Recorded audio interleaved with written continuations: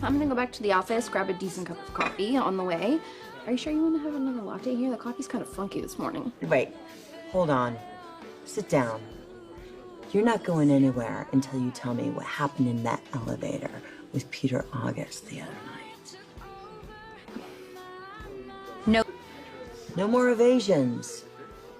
What was up with that shirtless encounter with Peter the other night in the elevator? What? There was no shirtless encounter. Peter was having a full-on PTSD attack thanks to you and Liesel holding him captive. Oh. I mean, he was acting like he was okay and he was keeping it together, but he was hyperventilating and complaining about the heat, even though the air was circulating. That's why he took his shirt off. It was all I could do to keep him calm and breathing. So you were trying to talk him through it? Yeah. And I'm glad that I could be there for emotional support for him. You know, Peter's been there for me, and when we were breathing on the elevator, I flashed back to when we were on the roadside and I was in labor, and Peter was helping me. It was kind of like deja vu with the roles reversed. Listen, I get it. Peter August is a walking, talking gray area. I understand. He's not completely evil, but he is far from innocent. And I even wrestled with whether or not I should care about what happened to him when he was being detained by Liesel. Oh, is that what we're calling it? I ultimately could not leave him in a burning building. So you understand? Listen, empathy is one thing, feelings are another. I just want to make sure you're clear with that. My feelings for Peter,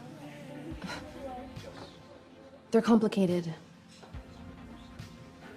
When Nathan died, I felt empty. If I hadn't had James, I probably would have withered up and blown away. But Peter was really there for me those first few months. He was just there, with no expectations. And he was kind and generous. I began to rely on our friendship, to rely on him. So when the truth came out, I was devastated. I let myself be vulnerable around him. So that anger part, that's still there. But is it right for us to blame what happened to Nathan on Peter? I mean, he was just trying to escape his father. Okay, listen. I get it. Okay. I understand. I'm surprised to see you express sympathy for Peter. Hey, don't get me wrong. I don't consider that Peter is completely blameless for what happened to Jay, but there are so many variables. I just don't think it's fair to put it all on Peter. I'm really glad that you feel that way. More for you than for Peter. I think that I tell myself, when you can put down the blame and the anger, that's when you can finally start to heal. Mm-hmm. Well, it's easier for me because Peter and I were never friends. But you were.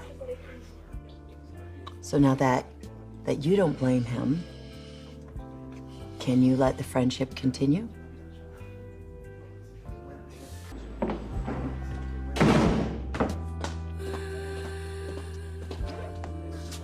Oh. Well, I didn't expect to run into you here. It's sad how you moved heaven and earth to make your face beautiful again, but your soul is still as scarred as ever. Who the hell are you to comment on my soul? Or did you pick that up from Griffin? Tell me, do the two of you say your prayers before you hit the sheets? Ah!